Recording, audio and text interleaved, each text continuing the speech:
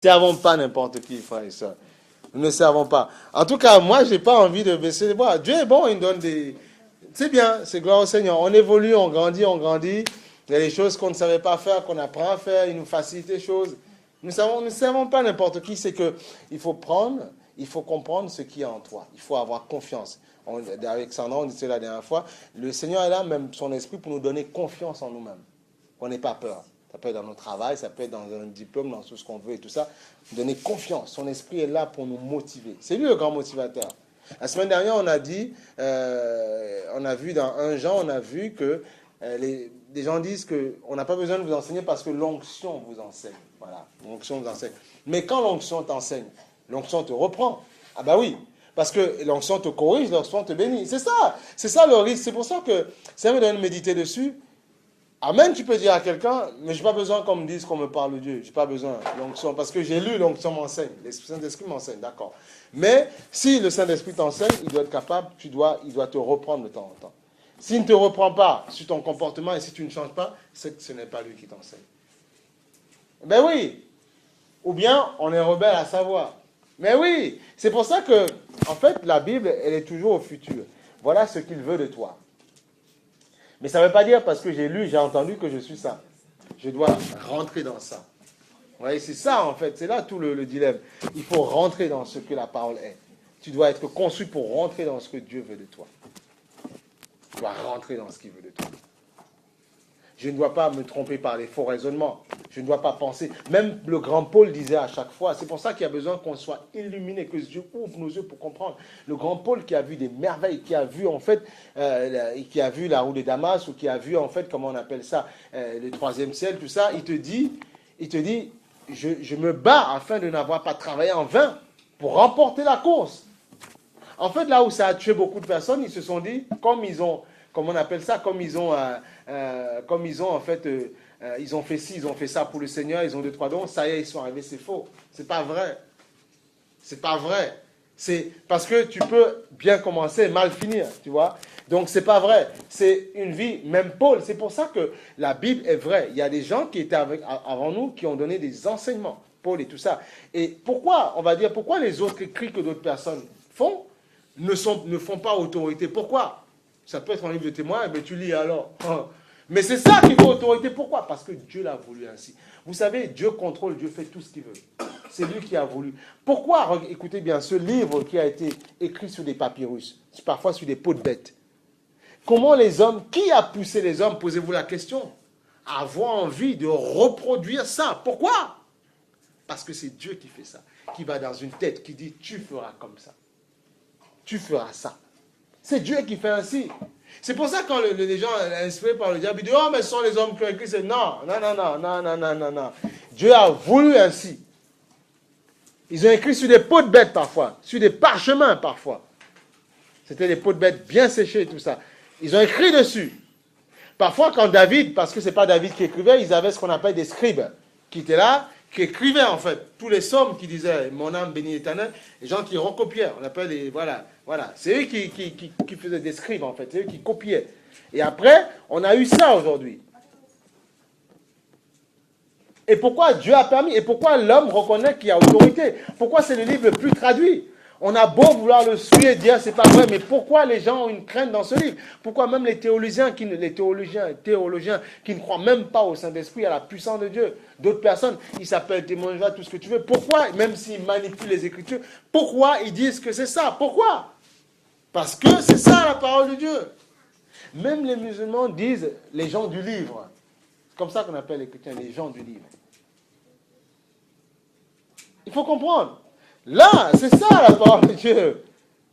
Pourquoi il a été traduit? Pourquoi on continue à le traduire en plusieurs langues? Pourquoi? Même si le diable veut le falsifier, pourquoi les gens continuent à faire des révisions bibliques? Pourquoi? Parce que la vérité est là. C'est ça qu'il faut comprendre. C'est Dieu qui fait ça, c'est Dieu qui fait ça, c'est Dieu qui permet que les gens se lèvent, disent non, on va réécrire, on va le frapper en plusieurs exemplaires. C'est le best-seller, le livre le plus écrit dans le monde entier. Pourquoi? Parce que c'est la parole de Dieu. C'est pour ça que le Seigneur disait que ce livre ne s'écarte pas de toi. Non. Quand tu es abattu, lis-le, médite-le, désire le lire, pas comme un religieux. Et Dieu va t'éclairer à chaque fois. En tout temps. Tout temps, il va t'éclairer. C'est pour ça que Paul pouvait dire quoi? On va prendre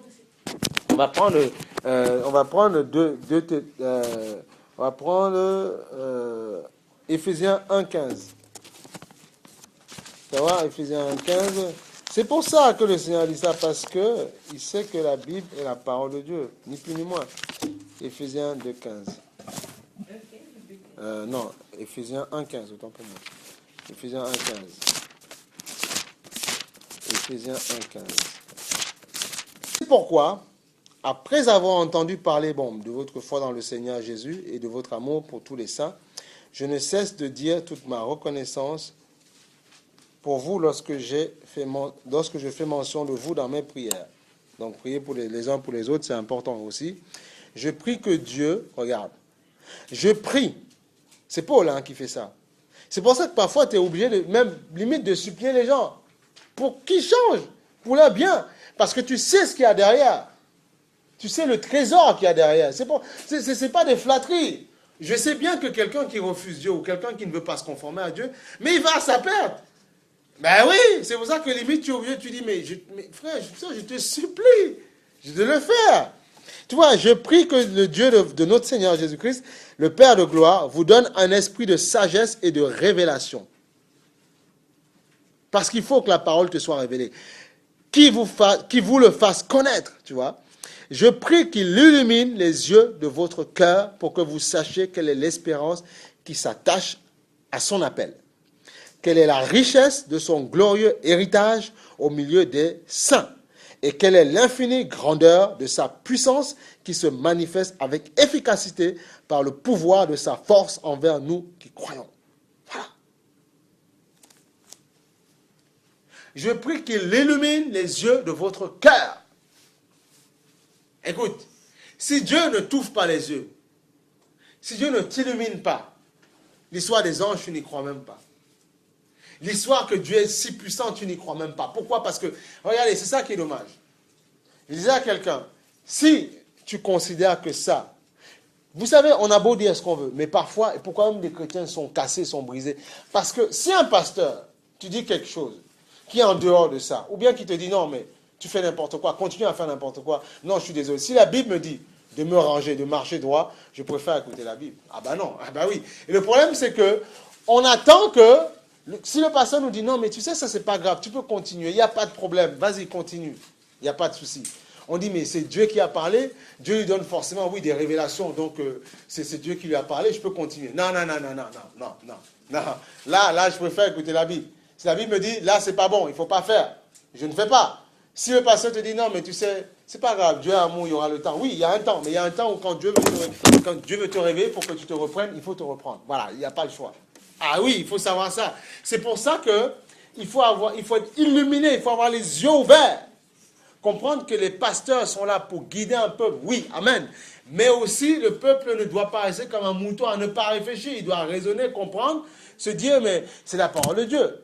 Si Dieu me dit ça, si Dieu vient en procès avec moi, est-ce que c'est le pasteur qui viendra? Oh, c'est Dieu.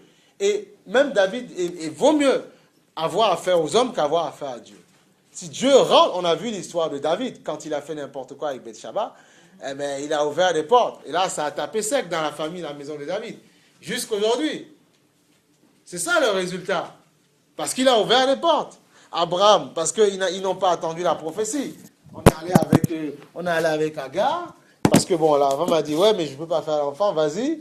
Et puis voilà, après on a le conflit israélo-palestinien. Bon, Dieu bénit. Mais ça, et pourquoi Dieu a laissé ça écrit? Pour nous enseigner, nous, de faire attention. N'ouvrons pas des portes qui après vont nous taper dessus. Il ne faut pas le faire. Il faut faire attention aux actes qu'on pose. C'est important. C'est important. Ça, aujourd'hui, on refuse. Écoutez, Jésus, on a dit, c'est le lion et l'agneau. Les gens disent le lion de Judas. Jésus. Tout le monde le dit. Tout le monde est d'accord pour ça. Les gens disent, Jésus, c'est l'agneau immolé. L'agneau représente quoi? Non, mais au bout d'un moment, regarde. Il faut. Écoute, c'est ça. C'est ça, notre Seigneur. Il faut vraiment comprendre ça. Regarde. Que personne ne vous berne. Que personne ne vous trompe. Jésus, c'est l'agneau.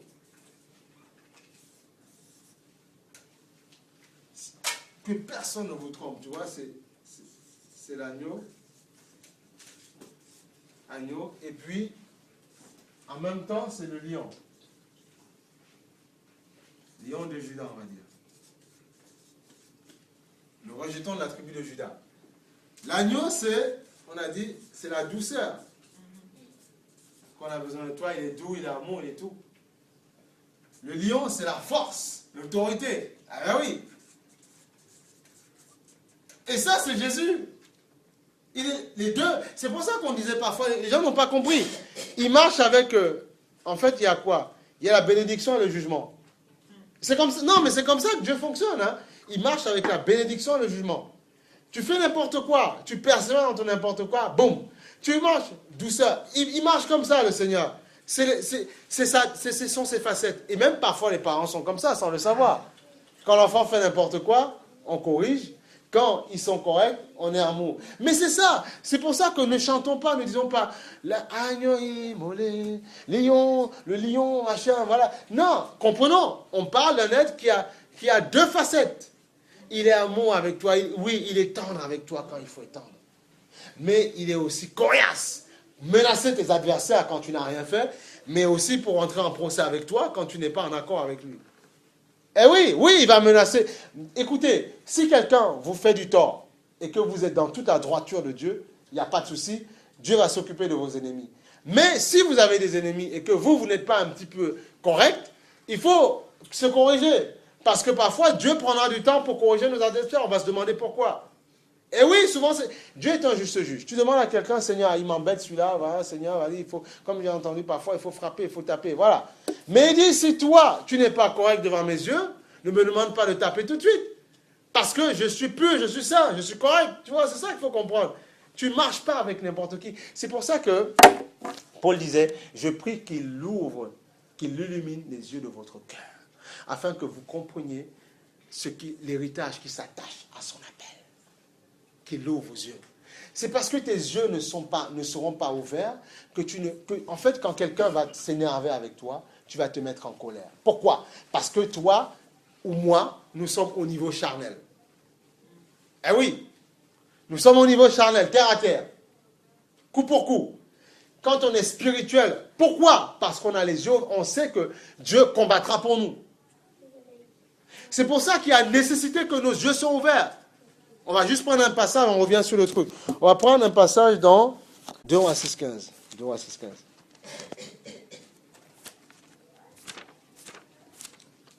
Non, il faut persévérer. Laisser personne. Il faut juste toujours à chaque fois. Vous savez, la remise en question, ça ne tue pas. Hein. Moi aussi, ça m'arrive. Hein. Je dis, Seigneur, bon, voilà, je me remets en question. Voilà, Seigneur, pardonne-moi là. Tu vois, il faut le faire. Voilà. Il faut le faire. Ben oui. Si je n'ai pas été correct avec mon épouse ou n'importe où, même avec mes enfants, ça peut arriver. Je dis, Seigneur, essaye, aide-moi à m'arranger par là, tu vois, aide-moi à ceci, voilà. On a beau avoir, homme comme femme, on a beau avoir l'esprit de Dieu, comme on dit, mais on est dans la chair. Ah ben oui. Donc la chair doit s'écraser tout le temps. Ben oui. C'est ça, hein. On n'a pas, il ne faut pas croire, hein. Celui qui te dit qu'il n'a pas besoin tout le temps de se remettre en question, il a un problème. Je suis désolé, même Paul se remettait en question.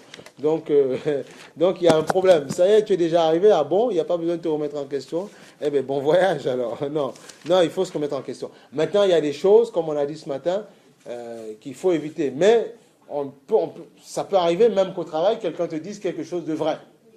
Mais toi, tu respectes, tu dis non, ce que je dis c'est bon, alors que tu es entêté, alors que c'est pas vrai.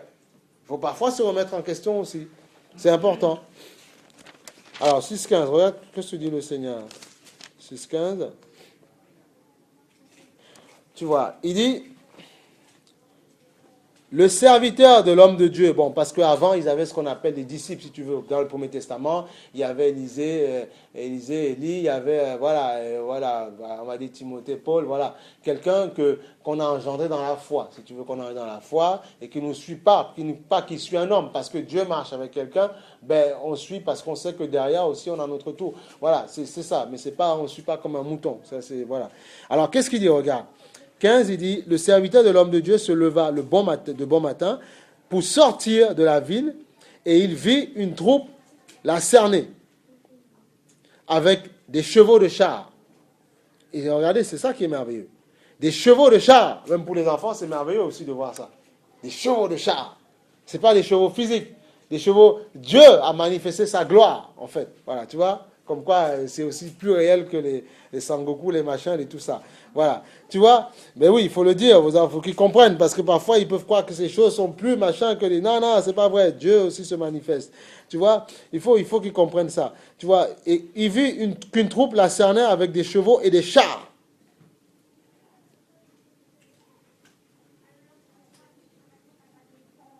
Il dit à l'homme de Dieu, « Ah, mon Seigneur, comment ferons-nous?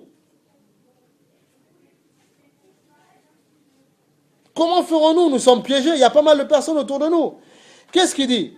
« N'aie pas peur, car ceux qui sont avec nous sont quoi? Sont plus nombreux que ceux qui sont avec eux. » Regarde la suite de l'histoire.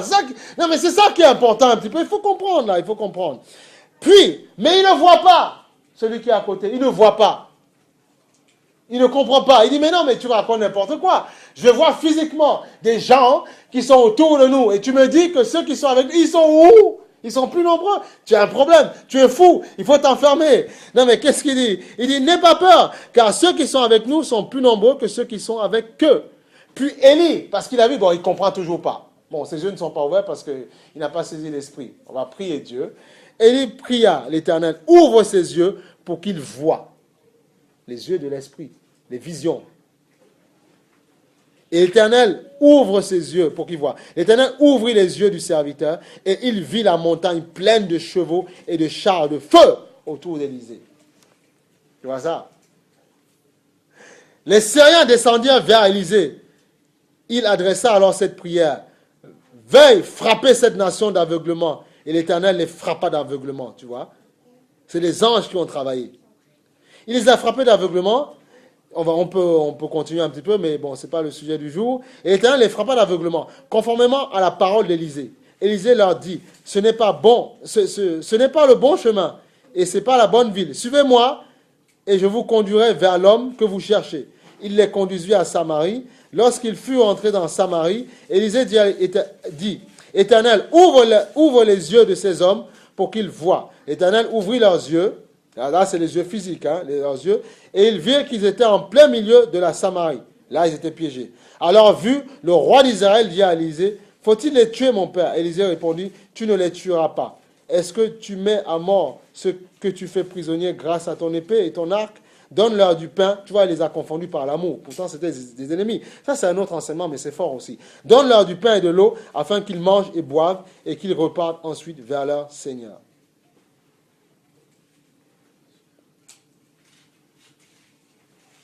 Regarde. Le roi, non, on va continuer parce que c'est merveilleux. Moi, ça m'enseigne aussi. Le roi d'Israël leur fit servir un grand repas. Tes adversaires, tes ennemis.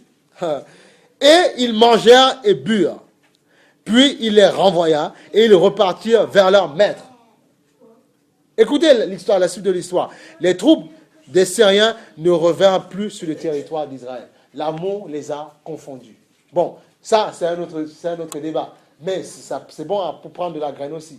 Ils auraient pu, l'armée en fait, si tu veux, venait combattre les Juifs. Ils auraient pu, Élisée a demandé à Dieu de frapper ces gens d'aveuglement pour qu'ils ne voient pas, tu vois, qu'ils tâtonnent de partout.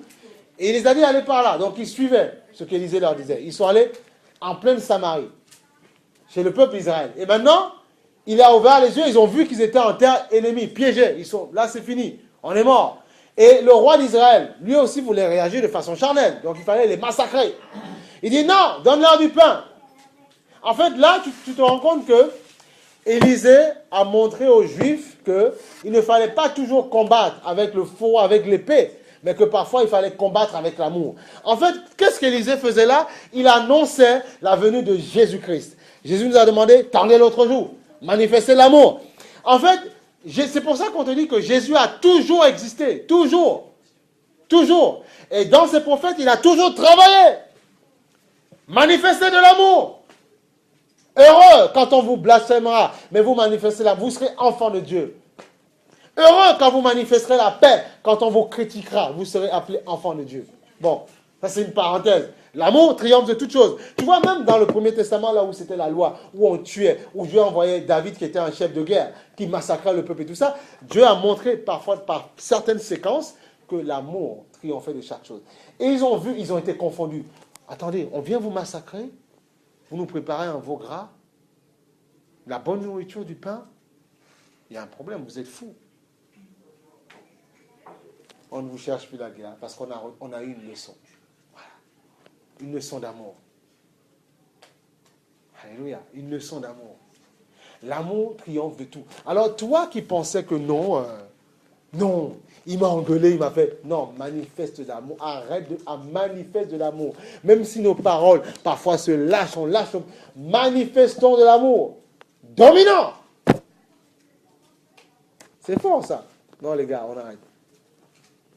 C'est fort ça. Ils ont manifesté l'amour.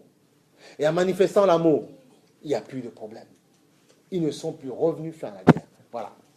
Regarde. Mais Élisée avait les yeux ouverts pour réagir comme ça. Parce que parfois, on pleure trop. On dit, mais Seigneur, mais à quand ci, à quand ça? Seigneur, je suis seul. Seigneur, il n'y a personne avec moi. Seigneur, ma marche chrétienne, c'est difficile. Parce que nos yeux ne sont pas ouverts. Ou plus du moins, parfois ils sont ouverts, on les ferme volontairement. Pourquoi? Parce qu'on ne rentre pas dans la méditation de la parole de Dieu. Pour comprendre qu'il y a des anges autour de nous. Il y a des chevaux, des chevaux, des chars de feu. Des êtres autour de nous qui nous protègent, qui nous gardent. Et tu dois rentrer en communion avec l'Esprit de Dieu pour te faire rentrer dans ce monde. Tu dois vivre dans ce monde. Vivre dans sa présence. Je n'ai pas envie de sentir la présence de Dieu uniquement quand je suis à l'église. Non, j'ai envie de la sentir partout. Quand je suis au travail, quand je parle à un collègue, quand ça ne va pas, quand il essaye d'être tendu, le Seigneur descend et il me donne un autre langage. C'est ça, voilà, c'est ça la vie du chrétien. Tu dois te connecter avec le divin. Mais pour ça, il faut que tes yeux s'ouvrent. Voilà pourquoi Pierre disait, je prie qu'il illumine les yeux de votre cœur.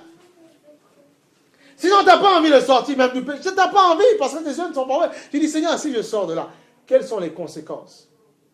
C'est vrai qu'on a peur parfois. Je suis arrivé à un stade où je dis, Seigneur, je dois vaincre la peur. Je n'ai pas envie de marcher par la peur. Je n'ai pas envie de marcher par demain, qu'est-ce qui se passera? Non, tu feras. Ce n'est pas parce que c'est un exemple. On te promet une chose, une promotion, tout ce que tu veux. X, etc., Z. Et qu'on te fait passer des entretiens dans tous les sens et après on te dit non, finalement, oui, non, non. Non, si tu pleures, si tu craques, tu n'as pas la foi, c'est que tu ne connais pas Dieu. Non, tu l'as dit, Seigneur, tout ça, c'est vanité. Si tu fermes cette porte, c'est parce qu'il y a autre chose de mieux. C'est ça.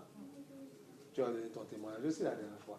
Il dit, mais Seigneur, mais pourquoi je réponds, personne ne répond, machin, tout ça. Dieu ouvre une porte.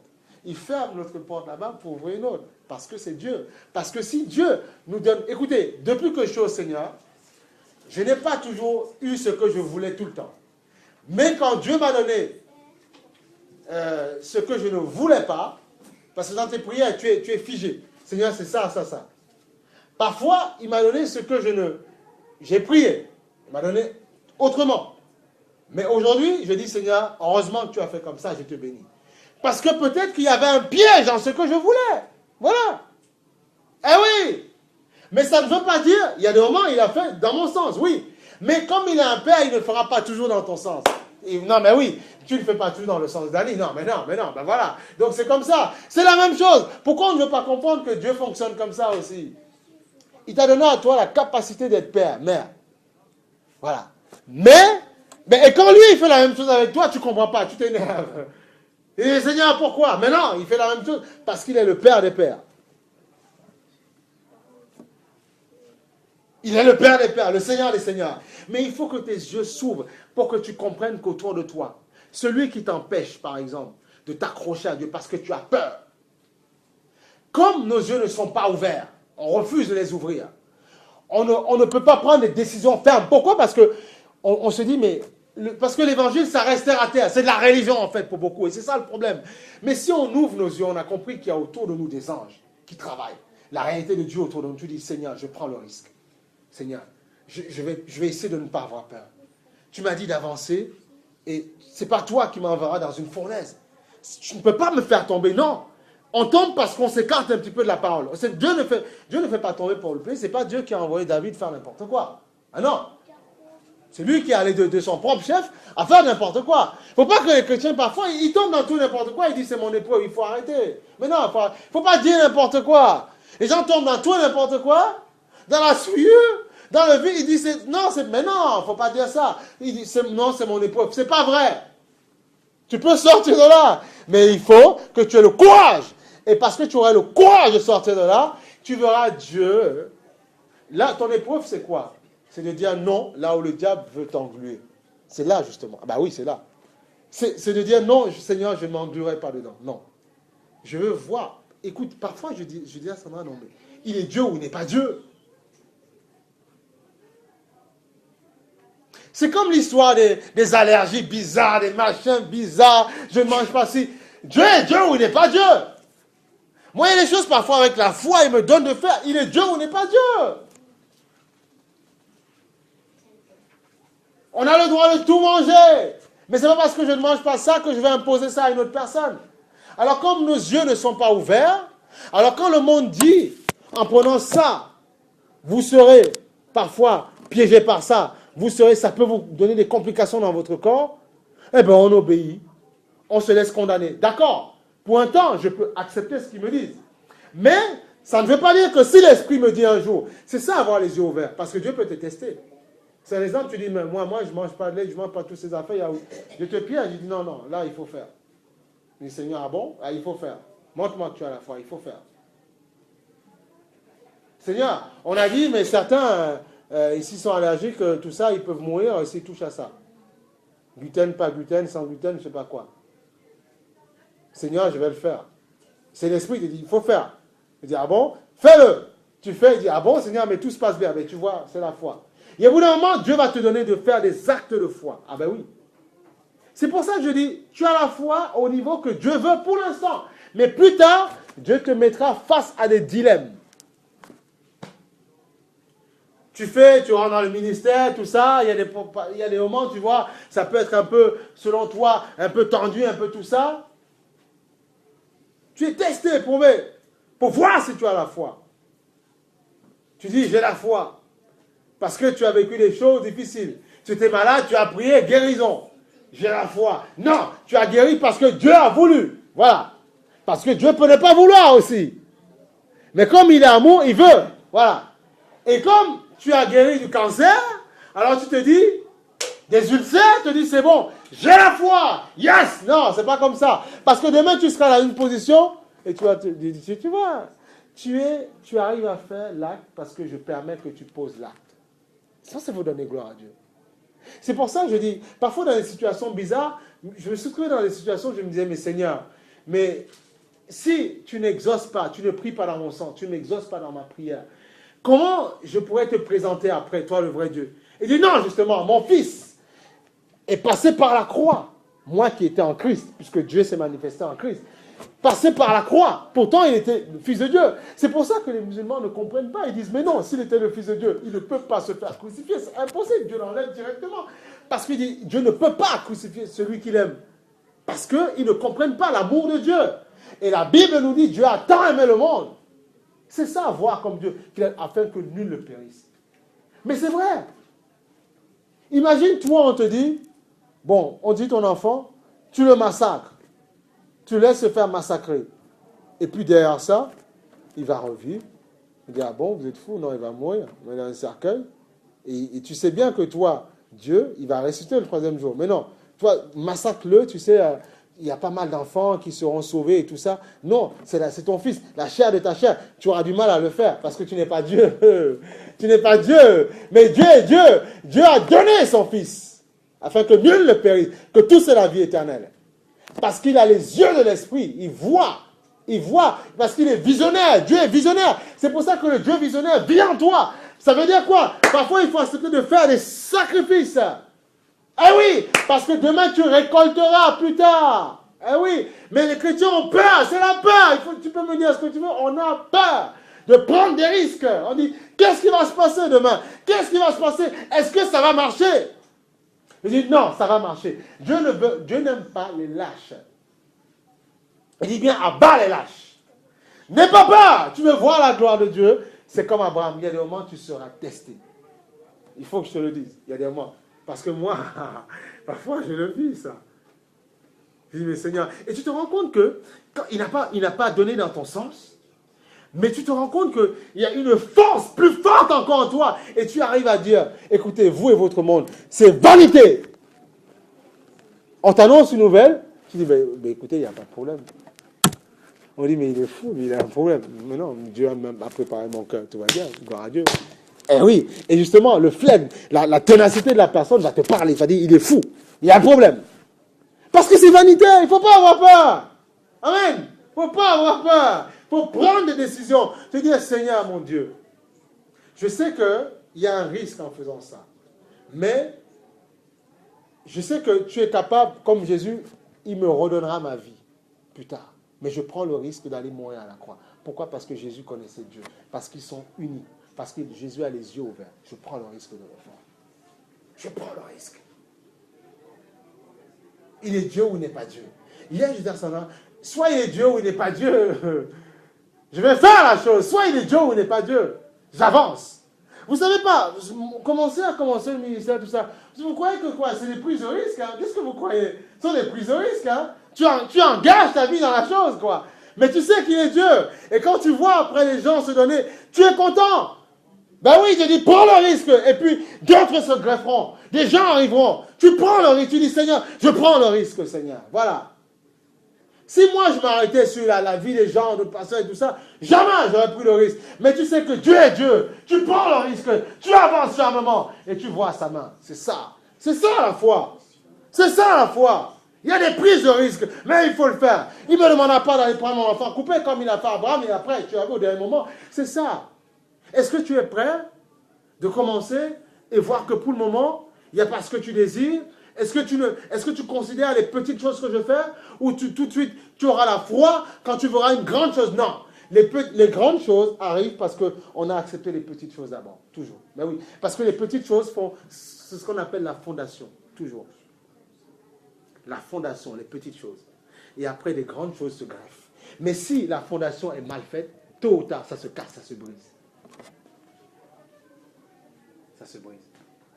Ça peut être dans un mariage, une église, n'importe quoi. Si une église, il n'y a pas de l'ordre, il n'y a pas des choses, dans la liberté, bien entendu. Mais s'il n'y a pas, voilà, là, on n'aurait pas entendu, on n'aurait pas parlé comme ça, un témoin. Parce que voilà, si on faisait n'importe le boxon, le souk, on fait n'importe quoi, on s'engueule, on s'énerve, il n'y a même pas de respect. Mais disons, on disait, écoutez, vous, on ne renouvelle pas le bail, on n'a pas envie. Tu vois? Ça veut dire que le témoignage, c'est important. C'est vraiment important. Il faut prendre des risques. Dire, moi je suis une chrétienne et je vais mourir chrétienne, voilà. Je suis une chrétienne, je ne vais pas faire comme les autres femmes dehors, je suis désolé. C'est une prise de risque que tu prends. Même si on dit de toi, mais vous êtes folle, vous, non, ça vit tout, mais vous faites... Non, je prends le risque, parce qu'elles aussi seront changées. Il faut prendre des risques. C'est pas parce que d'autres, en fait, font n'importe quoi que je dois... Non, je ne fais pas n'importe quoi. Non. Non. Mais non. Pourquoi? Parce que j'ai les yeux ouverts. Pourquoi? Parce que je ne suis pas un religieux. Pourquoi? Parce que je ne suis pas un évangélique. Je ne suis pas un protestant. Je ne suis pas un catholique. Je ne suis pas tout ça. Je suis un enfant de Dieu. Mes yeux sont ouverts. Et je sais qu'en prenant ces risques, le grand Dieu marche avec moi. Et le grand Dieu touchera mes ennemis. Et mes adversaires viendront. Voilà. Tes yeux doivent être ouverts, chrétien, chrétienne. Tu dois savoir quelle grâce s'attache à ton appel. Écoutez, beaucoup parlent de nos affaires. On doit taper, oui, d'accord, mais on doit bagarrer sur les géants, on doit faire ceci. Mais si tes yeux ne sont pas ouverts, comment tu fais? Tu combats quoi? Comment tu vas combattre Satan avec des choses de Satan que tu as en toi? Mais non, tu ne combats pas. C'est lui qui aura le dessus sur toi. Si tu veux combattre Satan, tu dois te dépouiller des choses de Satan. Et là, tu peux combattre. Et là, tu peux combattre. Parce que, en fait, si tu veux, si tes yeux ne sont pas ouverts, tu ne peux pas prendre le risque de repousser toutes les choses de Satan dans ton cœur. Et donc, ça veut dire qu'il a un droit légal dans ta vie. Écoute, tu pourras dire à Satan, au nom de Jésus, dégage-moi, tu pourras dire ce que tu veux. Ça ne veut pas dire que quand il rôde, il envoie ses petites flèches, il va t'attaquer un petit peu. Mais tu ne sens, il y a des moments où tu auras des manques de paix. Tu vas être flottant à chaque fois. Pourquoi? Parce qu'il y a des choses, en fait, qui sont dans nos vies. Ben, qui lui donne le droit, simplement. Simplement. Il a un droit légal. Il vient quand il veut. Tu peux bagarrer. Il dit non, mais j'ai un droit. Mais non, tu m'as ouvert la porte, je viens quand je veux. Et je prends ce qui m'est dû. J'ai le droit de temps. Écoutez, Satan, on l'appelle l'accusateur. C'est son nom. L'accusateur des saints. Mais tout le temps, il nous accuse. Mais il ne faut pas, quand toi, dans ton cœur, il trouve quelque chose qui lui appartient. Tu dis haine, jalousie, colère, tout ça en cœur, à la poubelle. Même si parfois tu te dis que tu as des impulsions à ça, tu dis Seigneur, je ne veux plus être victime de ces choses. Si historiquement tu étais comme ça, parce que tu es né comme ça, parce que parfois il y a ces gènes-là dans la famille, Seigneur, je veux les briser ces choses, parce que je suis une nouvelle créature. Celui qui se repent obtient miséricorde, celui qui persiste n'obtiendra pas miséricorde, simplement. C'est ça que dit la parole. C'est ça qu'il faut comprendre. Donc tes yeux doivent être ouverts. Pourquoi tu accepteras le combat? Parce que tu auras compris qu'il y a des anges autour de toi. Tu accepteras le combat. Parce qu'il y a des gens autour de toi.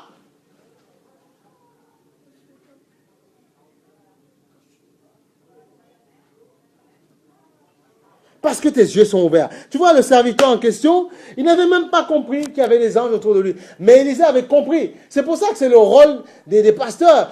Leur rôle, c'est d'ouvrir les yeux des gens. D'ouvrir leurs yeux. De dire, ouvrez vos yeux. Ouvrez vos yeux, ouvrez vos yeux. N'ayez pas peur. En fait, pourquoi? Pour virer la peur. Tu sais, les décisions qu'on n'arrive pas parfois à prendre dans notre vie, c'est pas faire n'importe quoi. Ça, par exemple, les décisions, par exemple, quand on sait que pour pouvoir justement faire un pas de foi supplémentaire, on n'arrive pas à le prendre. Pourquoi? C'est la peur, en fait. Qu'on le veut ou non, on a peur. On a beau dire, j'ai pas peur.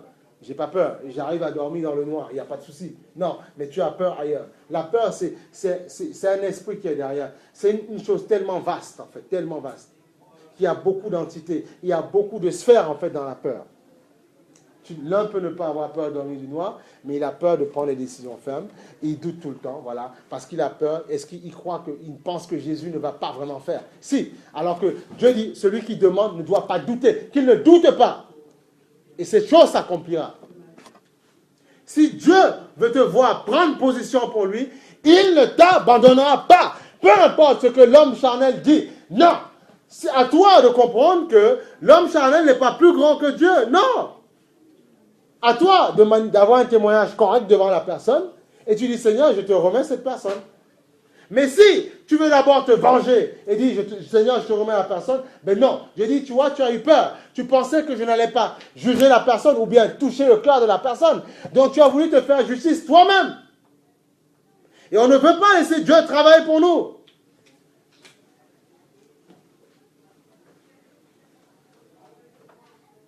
Je vous dis, il y a des chrétiens qui jouent avec les consciences. C'est terrible, hein?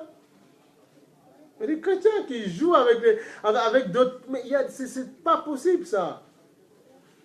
C'est pas possible, ça. Il y a tellement de choses. Il y a tellement de choses, tellement de choses. Il ne faut pas avoir peur. Il ne faut pas avoir peur. Parce que le diable travaille par la peur. Ton Dieu ne fera pas ça en son temps. Ton Dieu n'agira pas. Ton Dieu ne fera pas. Ton Dieu ne manifestera pas sa gloire. Non, il ne fera pas. Tu as peur. Et tu fais quoi? Tu baisses les bras. Parfois, tu craques. Alors que non, il faut persévérer. Quand tu t'envoies des mauvaises pensées. Parfois, tu vois, une fois, ça m'était arrivé. Comme ça, je suis là, comme ça, je vais me préparer pour aller me coucher.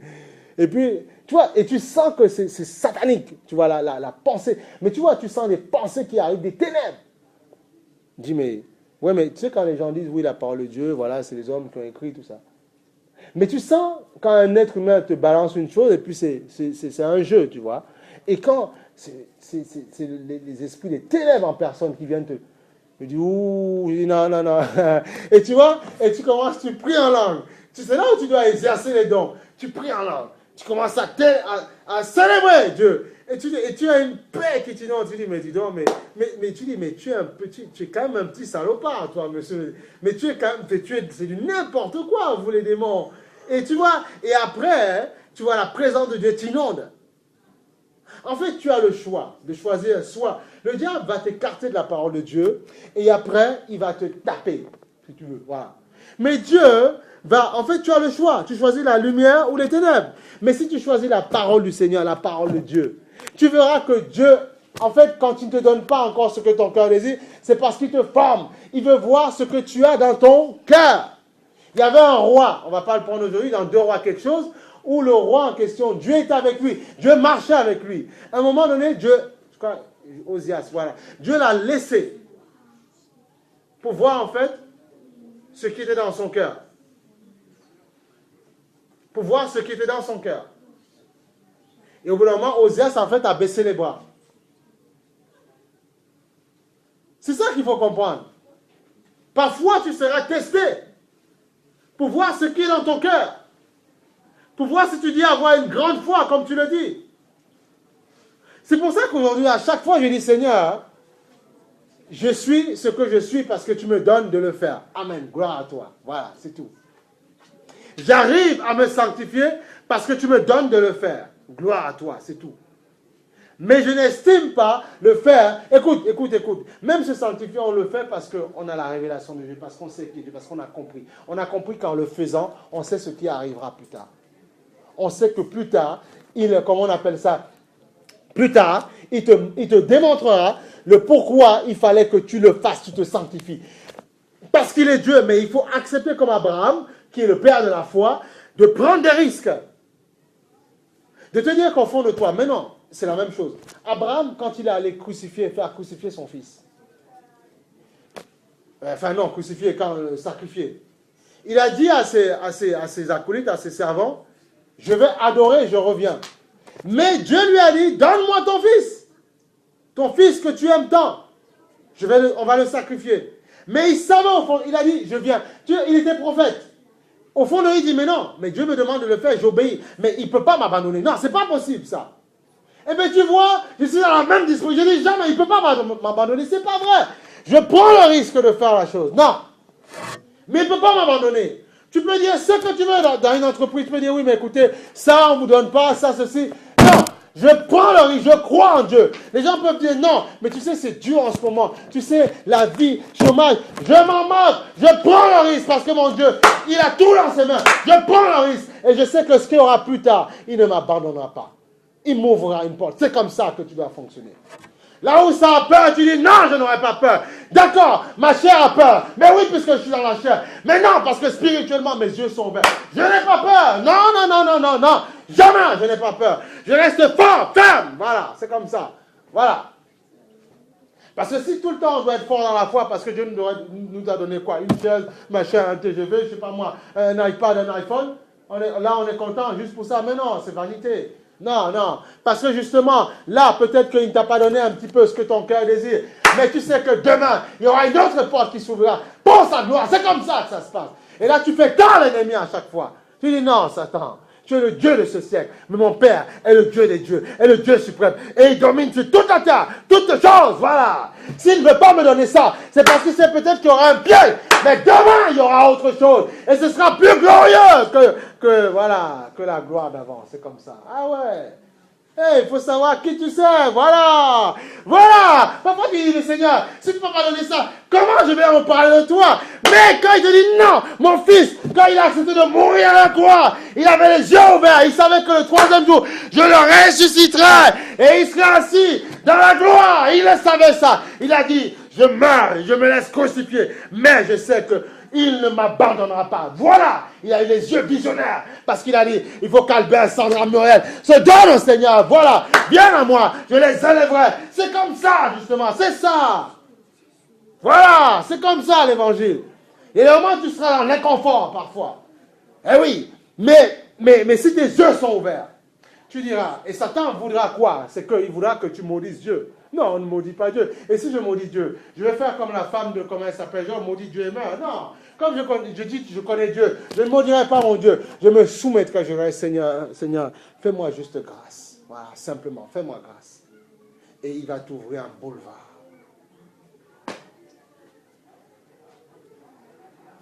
Les Juifs, quand ils devaient passer par justement l'eau et tout ça, la mer était fermée. Moïse, qu'est-ce qu'on doit faire?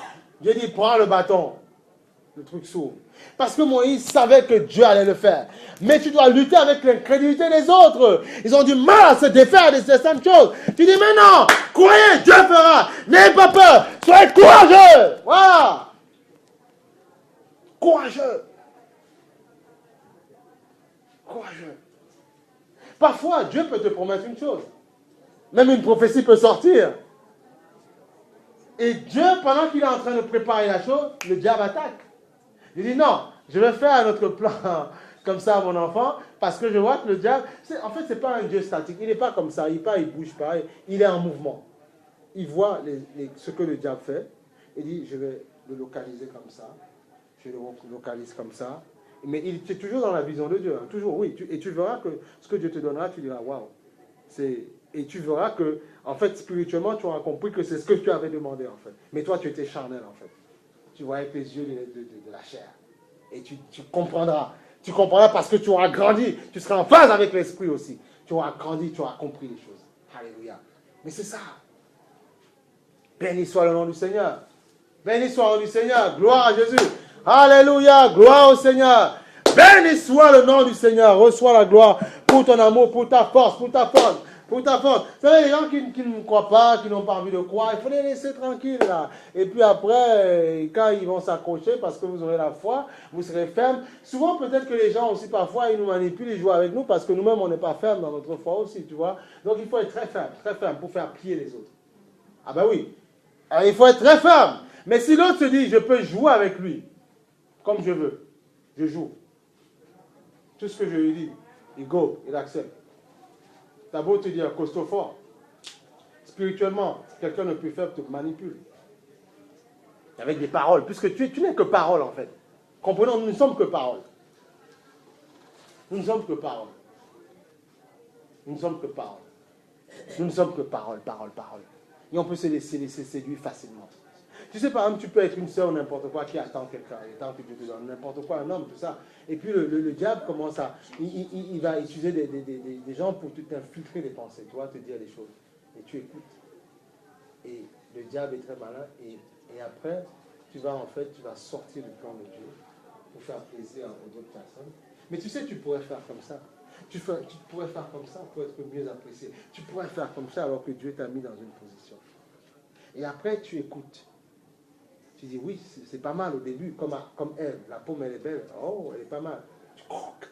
Tu te rends compte, waouh, Seigneur, qu'est-ce que j'ai fait? J'ai ouvert un boulevard.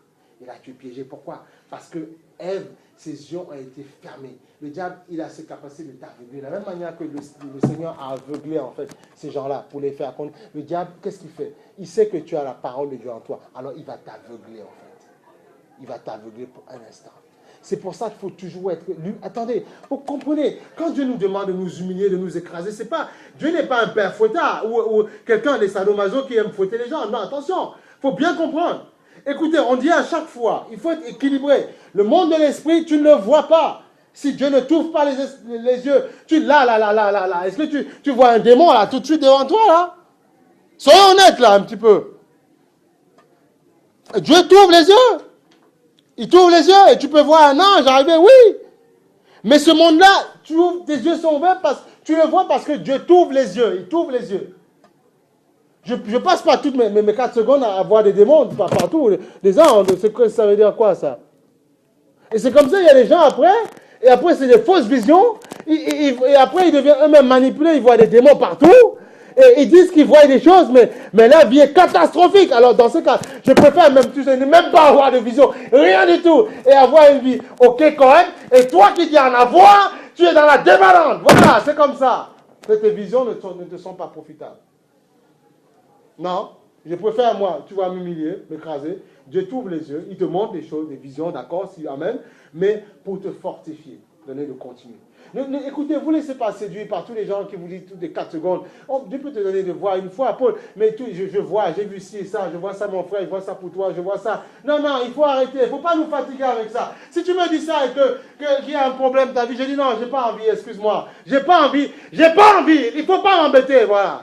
Tes visions, tes anges, tes démons, garde-les pour toi. Débrouille-toi avec, et que ça te soit plus profitable à toi. Il ne faut pas m'embêter.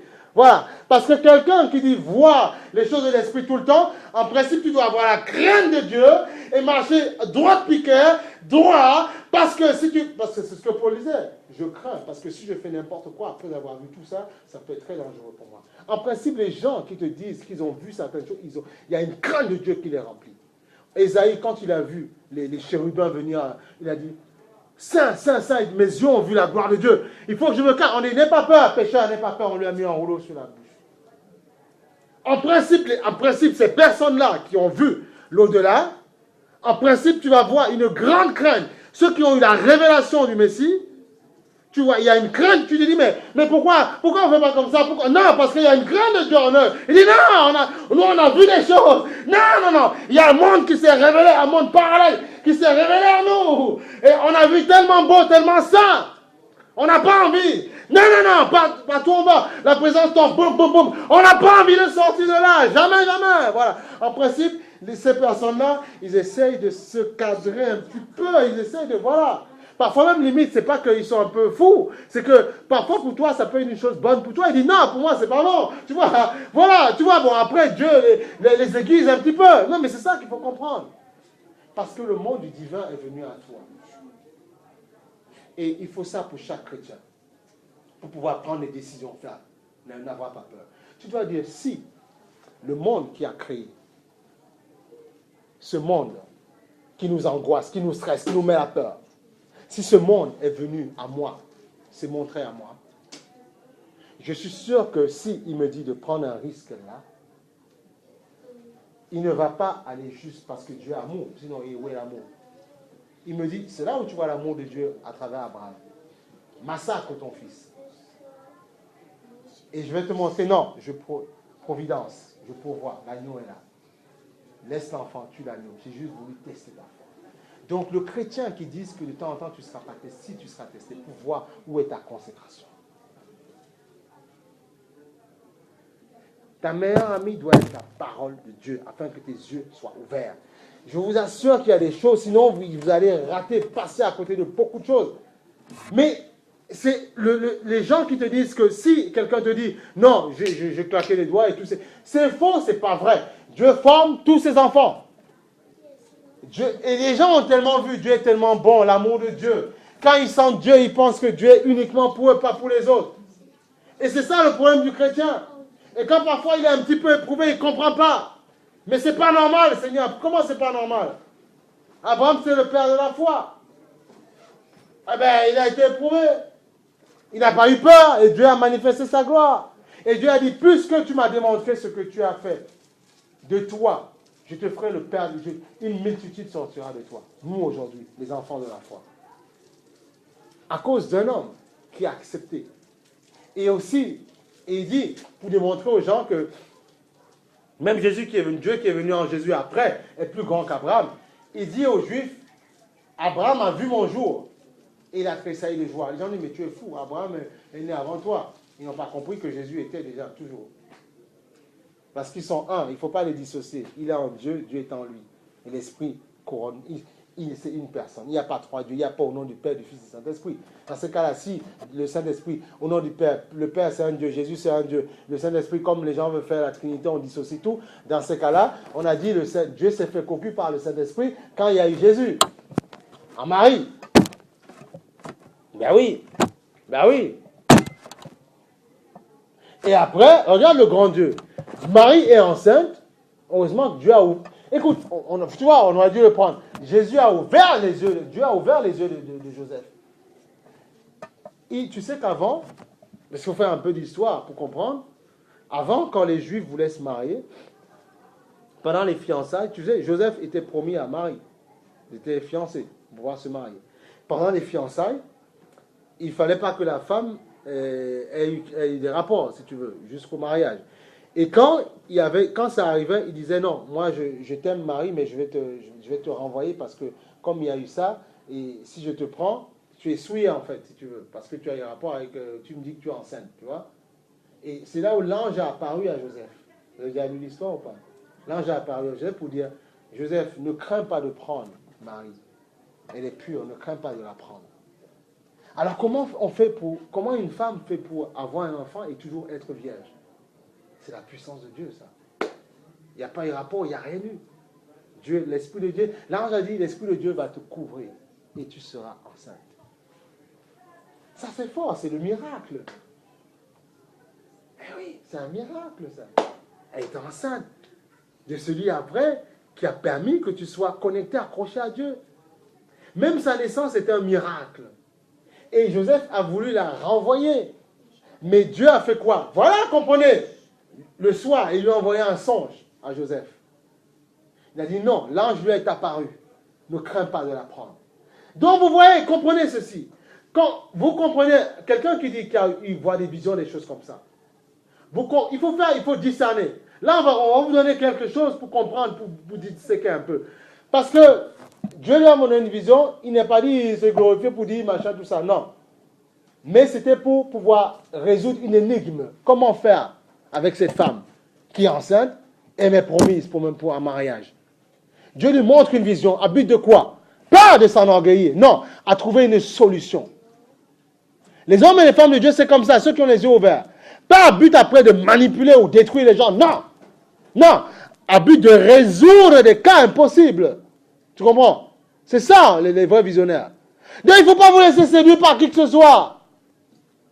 Les gens qui vous connectent n'importe où, je ne sais pas, par tous les biens Internet, par Facebook, par machin, je ne sais pas, par WhatsApp, je ne sais pas, il y a tellement de réseaux sociaux aujourd'hui, ouais, je vois les machins, je vois, oh là là, tu sais, je t'ai vu comme ça, avec une robe blanche, je t'ai vu. Non, on n'a pas envie, il ne faut pas nous fatiguer. Oui, ma soeur, machin, non, on n'a pas envie, laisse-moi tranquille, déjà, occupe-toi de ton cas, résous ton cas déjà, après on verra pour moi.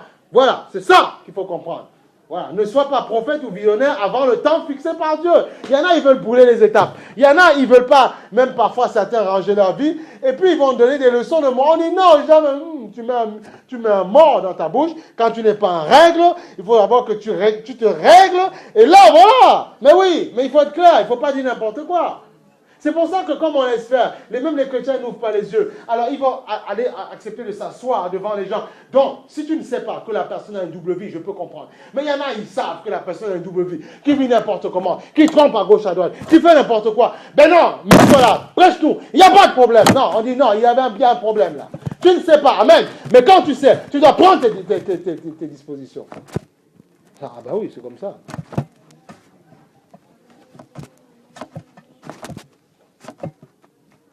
Non, mais vous croyez que c'est très sérieux. Hein? Vous savez, si quelqu'un ne range pas sa vie, s'il se met à vous parler, à vous enseigner, après, dans son enseignement, il dérive. Hein? Et après, vous buvez ça. C'est pour ça qu'on dit aux gens, quelqu'un a le droit de vous écouter, vous faites vos affaires, il n'y a pas de problème, quoi. Il n'y a pas de souci. Mais il faut faire attention. Il faut avoir le discernement, il faut avoir les yeux ouverts. Quand vous verrez, mais non, mais il faut quand même être ouvert. Aujourd'hui, moi, je ne comprends pas. Aujourd'hui, on laisse tout n'importe quoi. C'est-à-dire, en fait, tu sais que tu connais un couple chrétien, tu sais qu'ils ont divorcé, remarié, tout ça. Mais c'est pas grave, il n'y a pas de souci. Et puis, tu les exhortes même pas. Tu leur dis même pas, mais écoutez, mais il faut quand même essayer, voilà. Non, c'est bon, il n'y a pas de problème, c'est des chrétiens. Mais non, mais c'est des chrétiens, il n'y a pas de souci. Ils vont à l'église, ils chantent, vraiment un problème là. Et tout est bon. Et là, le problème, c'est qu'on arrive, on ne parle pas, on ne dit pas qu'il ne faut pas être tolérant, mais il faut aussi recadrer un petit peu. Quand ce n'est pas bon, il faut dire, mais mon frère, c'est pour toi, pour t'arranger. Et comme tout le monde, les yeux, il y a un aveuglement pas possible qui est en train de se passer partout, et tout le monde ne comprend plus rien, et puis c'est fini. Et puis on dit amen.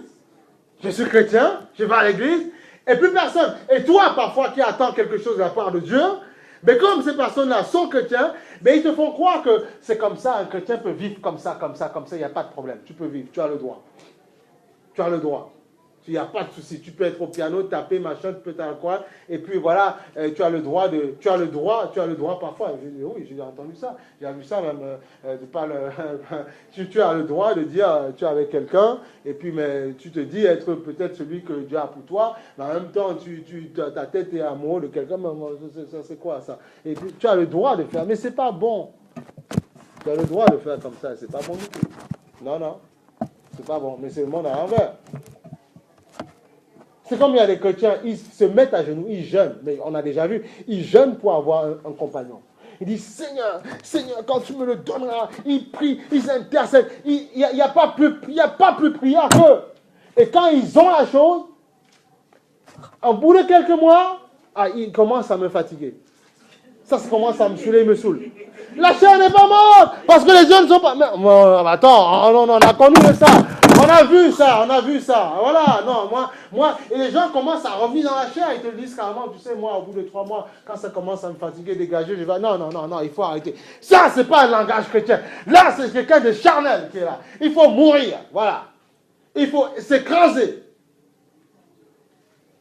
Tu t'es marié avec quelqu'un, d'accord, ça peut arriver que tu bougonnes, ça peut arriver que vous vous envoyez des bananes vertes, ça peut arriver. Mais tu as dit, je ne dois pas aller à la face. Non. Tu n'as pas le choix, tu dois t'écraser. Tu n'as pas le choix, tu dois t'écraser pour être un exemple. Et pas que tu le feras parce que tu as le courage de le faire. Dieu te montrera la gloire. Et tu pourras dire 10 ans après, heureusement Seigneur, que je n'ai pas fait le choix de faire n'importe quoi. Parce que là, je vois ta gloire. Il y a une femme de Billy Graham qui disait, heureusement que Dieu n'a pas exaucé toutes mes prières. Parce que ce que je vois maintenant, je n'aurais jamais vu. Heureusement que Dieu n'a pas exaucé toutes mes prières. Mais Dieu est amour. Tu penses que quoi? Écoutez, je vais vous dire une chose. Ça, c'est un mystère, un secret. C'est même pas vous, c'est pas un secret, c'est normal. Si tu pries Dieu, Dieu est amour. Dieu aime tes ennemis. Regarde comment les gens ne le comprennent. Il y a des chrétiens qui ont du mal avec ça. Parfois, eux, ils ne règlent pas leur vie. Ils disent, Seigneur, tu as vu celui qui m'a fait... Seigneur, il faut le massacrer, celui-là. Si Dieu, écoutez, comprenez, il faut rentrer dans la vie. Dieu m'a fait... C'est pour ça que moi, j'essaie de ne pas faire comme ça parce que, tu sais, Dieu aime nos ennemis. Dieu aime nos adversaires. Parce qu'il sait que c'est le diable qui comprenait bien ça, qui pollue leur tête. Il faut le comprendre. Dieu le sait, ça. Ne demande pas, parfois, tu peux même trouver un de tes ennemis continuer à vivre tranquillement. Alors que tu as envoyé des missiles, des tomahawks sur sa tête. Seigneur, tu as envoyé... Mais le gars, il vit. Pourquoi? Parce que Dieu sait que c'est dans son incrédulité qu'il est comme ça. Alors il faut que tes yeux soient ouverts. Oui, tu vas endurer. Oui, tu vas souffrir. Parce que tu verras les gens, parfois tes adversaires qui ont fait le mal, prospérer. Mais quand ces gens vont se soumettre devant Dieu, si toi, Dieu vit vraiment en toi, ça te fera un plaisir de voir ton ennemi. Dis Alléluia. Dis gloire à Dieu. Et en un instant, tes souffrances seront effacées. Tes pleurs sont en un instant. Mais il faut avoir la vision de Dieu. Il faut l'avoir, ça. Quelqu'un qui était ton adversaire hier, qui t'a cassé les pieds, dire après, mais tu sais, j'ai donné mon cœur à Jésus. Et si Dieu est en toi, tu dis Seigneur. Et c'est pour ça que regarde, même, comment il s'appelle? Il y a un prophète là, le ricin sur la tête. Comment il s'appelle? J'oublie. Jonas. Même Jonas n'a pas compris. Jonas dit, il dit Seigneur, mais je savais que tu es comme ça. Tu me dis que tu m'envoies un Ninive, que tu vas frapper, tu vas taper, machin. Voilà, il s'humilie, tout ça, tu fais, voilà, tu bénis, voilà. Il faut avoir la vision de Dieu. Dieu peut t'envoyer pour recadrer les gens, mais parfois, nous, quand on est tellement charnel, tu recadres et tellement tu vas dans le recadrement. Tu tapes, tu oublies que Dieu est Dieu, tu oublies que Dieu est compassion, tu oublies que c'est le lion et l'agneau en même temps. Et que si les personnes se repentent, Dieu les grève et Dieu les bénit, Dieu les visite. Et c'est toi, pendant que tu restes. Parce qu'il y en a, ils restent dans leur scénario en permanence. Il faut aussi t'avoir être doux de temps en temps. Alors ils restent comme ça, et comme ils restent comme ça, ils sont aveuglés. Ah ben oui. Parce que l'excès entoure nuit, en fait. Ils sont aveuglés, en fait. Et tant qu'ils restent comme ça, quand l'autre derrière, que parfois tu as recadré, comprend la chose, se reprend et bénit à nouveau, parfois tu ne sais même pas à quel moment Dieu l'a relevé. Jamais. Pourquoi? Parce que tu restes dans le même scénario. Est-ce que je me fais comprendre? Dans le même scénario. Et comme tu es dans le même scénario, quand Dieu relève la personne, bénit la personne, tu vas même attribuer sa bénédiction au diable. Parce que tu n'as pas compris, parce que tu n'as pas grandi. Il y a un temps pour chaque chose. Il y a un temps pour se faire fouetter, un temps pour se faire cajoler. C'est un avis de langage. Non, vous avez compris ce que je veux dire. Il y a un temps pour chaque chose. Il y a un temps où Dieu te reprend, parfois même sévèrement, et il y a un temps où il est suite à l'âme. Oui. C'est l'agneau et le lion, si tu l'as compris. Il y a un temps pour chaque chose. Il ne faut pas se laisser manipuler par qui que ce soit. Il y a un temps où il faut avoir les yeux ouverts, pour comprendre le langage de Dieu. Comprendre que ton adversaire, peu importe ce que tu as beau dire, moi-même des membres de ma famille, tout ça, même qui auraient fait n'importe quoi et tout ce que tu veux, machin, mais tu dois prier pour eux. Même si tu ne les côtoies pas, tu pries pour eux. Voilà, c'est comme ça. Parce que Dieu peut leur faire grâce. Parce que Dieu veut les sauver. Est-ce que le salut, c'est que pour moi, c'est que pour toi? Je serais un gros orgueilleux, un fanfaron, quoi. Alors, c'est que pour moi. C'est moi seul qui dois être sauvé. Afin que tous soient sauvés. Même les gens qui t'ont voulu du mal, soient sauvés, voilà. Même ceux parfois, c'est malheureux à dire, qui sont en prison, qui ont violé, qui ont fait des brigands, Parfois, il y en a qui acceptent Jésus dans les prisons. Au Zaïre, à Kinshasa, partout en Afrique, il y a des gens là-bas, mais il y a une église locale qui s'est montée, des anciens généraux qui avaient fait dans la corruption et tout ça, qui sont en prison. Ben, ils ont accepté Jésus. Et bien, il y a une église dans la prison. Tu vois, c'est comme ça. D'accord, il va payer ce qu'il a fait. Il ira en zonzon, il n'y a pas de problème. Mais Dieu, dans l'esprit, le libère. Et Dieu nous montre qu'il est souverain. Et après, le geôlier, vous avez pour le dire, comme aux États-Unis, condamné à mort. D'accord, je meurs. Mais je sais qu'après ma mort, je monte. Parce que j'ai dit oui à Christ. Il m'a pardonné de mes péchés, de mes fautes. C'est ça l'amour de Dieu. Donc, ton amour ne sera jamais, que tu le veuilles non, égal à l'amour de Dieu. Si vous vous arrêtez, même un couple qui se marie, demain vous vous mariez, tout ça, il faut s'aimer tendrement de tout. Oui, il faut le donner et franchement être vrai, parce que Dieu nous demandera des comptes. Mais vous devez comprendre aussi que c'est pas dans ton conjoint. Non, c'est en Christ que tu dois faire ça. Tu dois aimer Christ de tout ton cœur. Et parce que tu l'aimeras de tout ton cœur, il te donnera suffisamment pour l'autre. Et il te reprendra quand tu seras hypocrite avec l'autre. Oui, il le fera.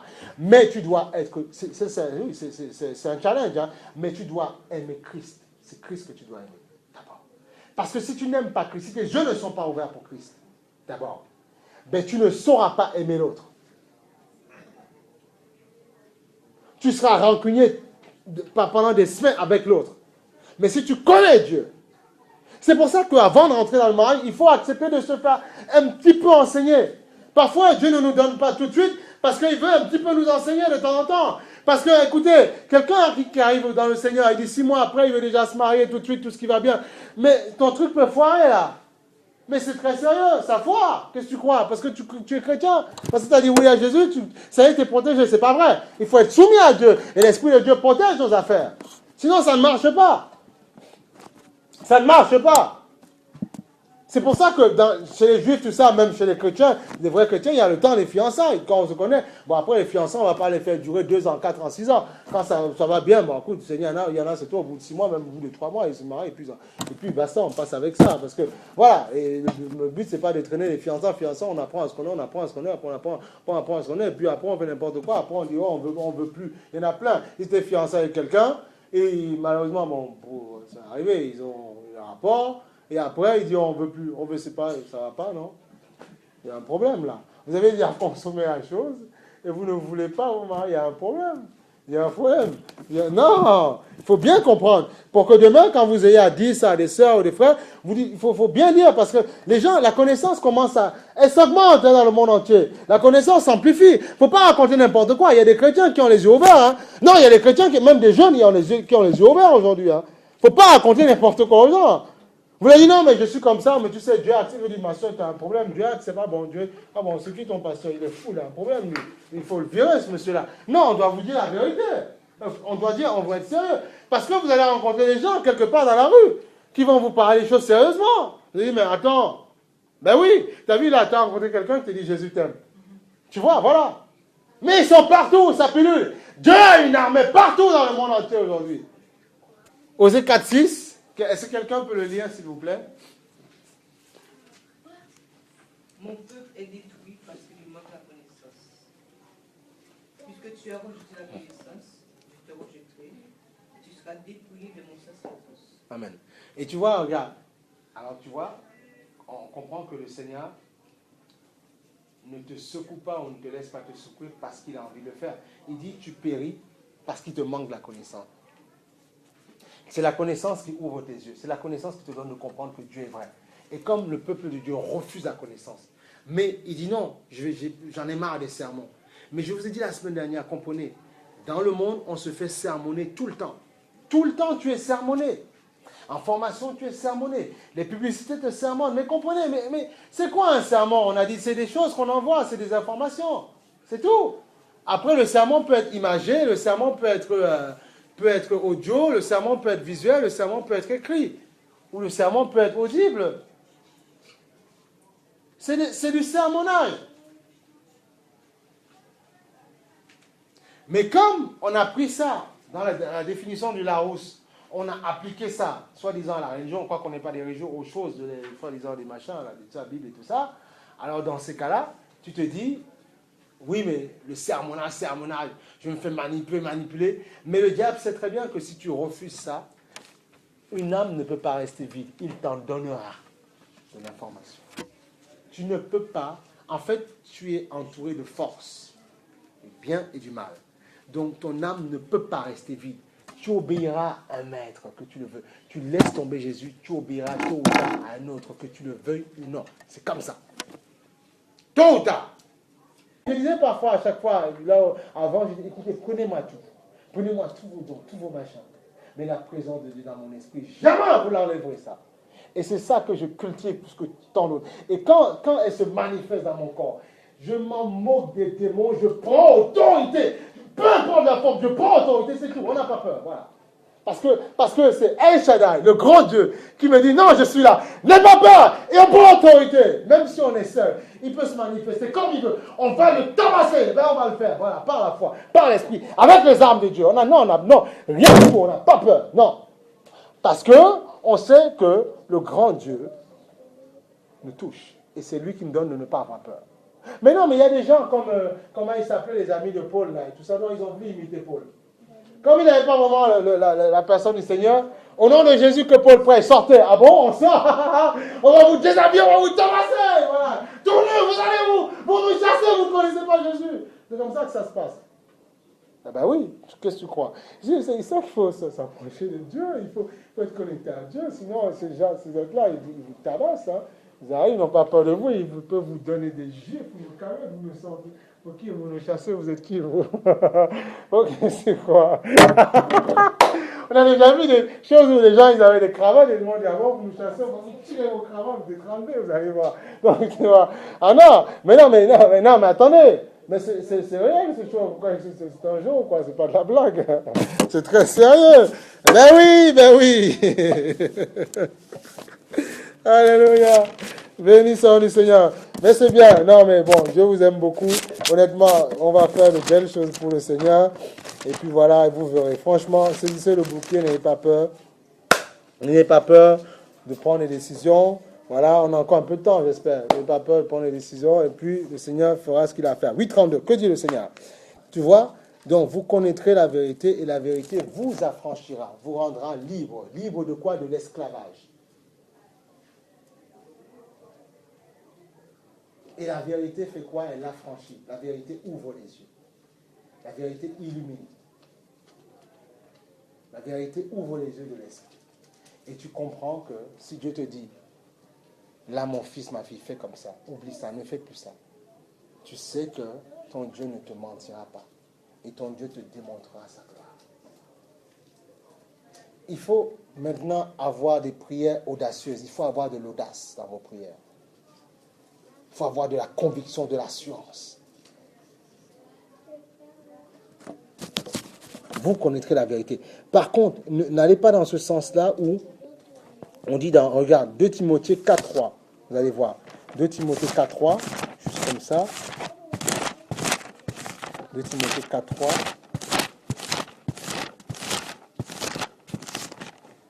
Il y a des questions, même s'il y a des questions qu'on vous pose, je ne sais pas, à l'extérieur, et que vous avez besoin d'éclaircissement, il faut poser. Bon, quand c'est dans l'enseignement, on répond.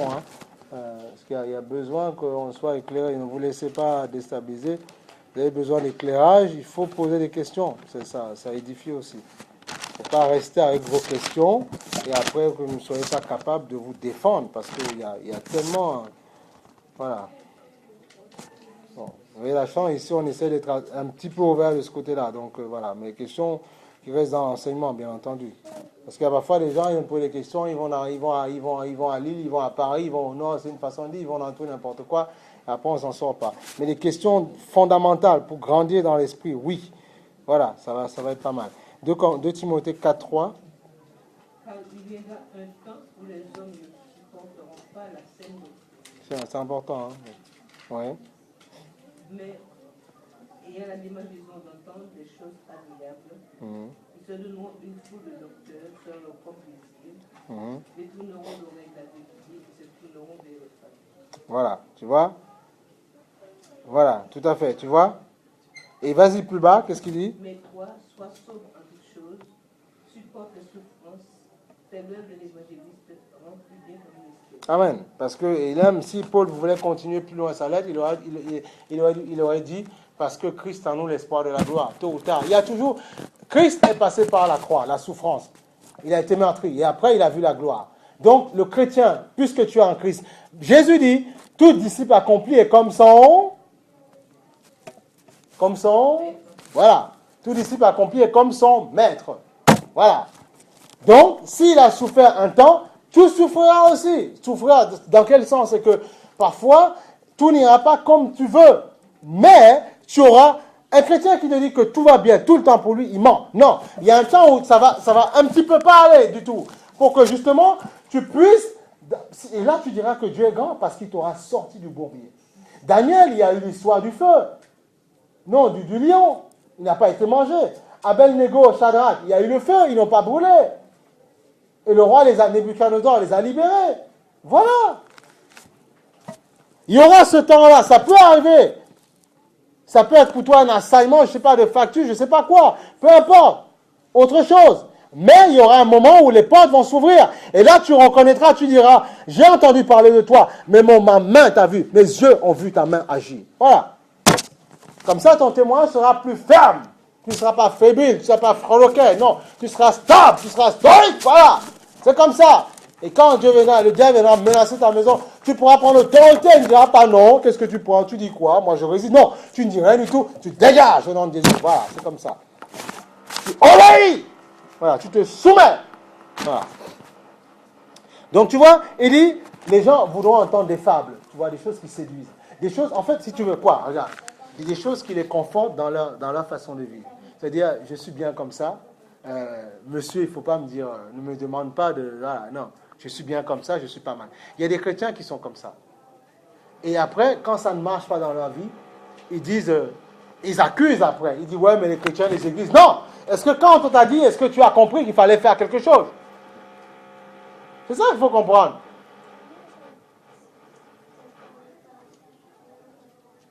C'est ça le chrétien, le vrai chrétien. Qui accepte, qui persévère et qui voit la gloire. Qui ne veut pas entendre de fables. Qui veut qu'on lui dise, non, ça c'est pas bon. Comment je fais pour m'en sortir? Je veux m'en sortir, voilà. Dis-moi ces choses qui me lavent un peu, qui me purifient un peu. Voilà.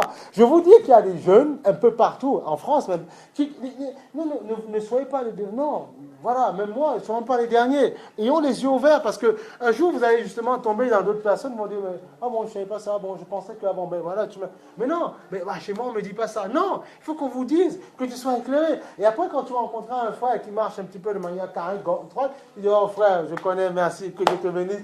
Fortifions-nous, encourageons-nous et avançons. Tu vois, tu ne diras pas, waouh, mais qu'est-ce qui se passe? Voilà, mais comment je suis où? J'allais, on m'a amené en enfer alors que. Non! Parce que tu es quelque part où on essaie de te dire certaines vérités. Tu vois? Des vérités pour te dégager les pièges. Parce que Satan veut entraîner les aveuglés avec lui. Ou ça, en enfer avec lui. Ouais. Il veut les entraîner. Prions pour les pasteurs dans le monde entier. Prions que quand ils sont mariés, que ça ne défaille pas. Qui ne connaissent pas divorce. Prions pour ça. Est-ce que les chrétiens prient pour ça? Est-ce que quand ils sont dans leur assemblée, les gens ne prient pas pour ça? Il y a du monde, c'est pas mal, on s'en moque. Le pasteur, s'il y a un problème de divorce, et après, on télécharge une sœur, je ne sais pas, dans telle église, tel pays, et paf, elle devient first lady dans l'église. Là, il n'y a pas de problème. Mais on continue. Alléluia, singing the Lord. Il n'y a pas de souci, tu vois, tout le monde voit. Non, mais il faut pas. Non, il faut rien dire. Voilà. Là, c'est bon. Et après, on va où? En convoi blindé en enfer. Voilà. Et c'est ce que le diable veut. Amener un paquet, allez-y. Vous venez tous les dimanches, vous adorez votre Dieu, vous célébrez votre Dieu. Vous donnez votre offrande, votre dîme, machin, tout ça. Allez, avec moi, allez, convoi blindé. Dans le trou. Je dis, mais comment on a fait ça? On a adoré, on a célébré. J'ai donné ma dîme, j'ai donné mes offrandes, mais qu'est-ce qui se passe? Ah non, ton cœur n'était pas agréable. Ah ben oui. Tu vois, c'est ça. Et Dieu dit, sans oublier le reste, bien entendu. Mais il dit qu'en premier, que le cœur soit nettoyé. Et c'est là où la puissance de Dieu jaillit en toi. La force de Dieu. C'est dans la sanctification que tu vois la puissance, la force de Dieu. Dieu, il te demande, c'est pour avoir la force, la puissance de Dieu en toi. Quand parfois Satan vient t'embêter, parce que Satan embête tout le monde. Le chrétien, c'est du caviar pour lui, si tu veux. Mais Quand justement tu auras la force de Dieu en toi, tu pourras le repousser et tu pourras comprendre que tout est vanité des vanités. Je prends un diplôme, il n'y a pas de souci, je travaille, il n'y a pas de souci, je dois payer mes factures, il n'y a pas de souci, je suis réglé à la société, il n'y a pas de souci, mais j'ai compris que tout ça c'est vanité. Mais je dois vivre dans la vanité. En fait, je dois vivre dans la vanité, mais pas me laisser soumettre à la vanité, c'est tout.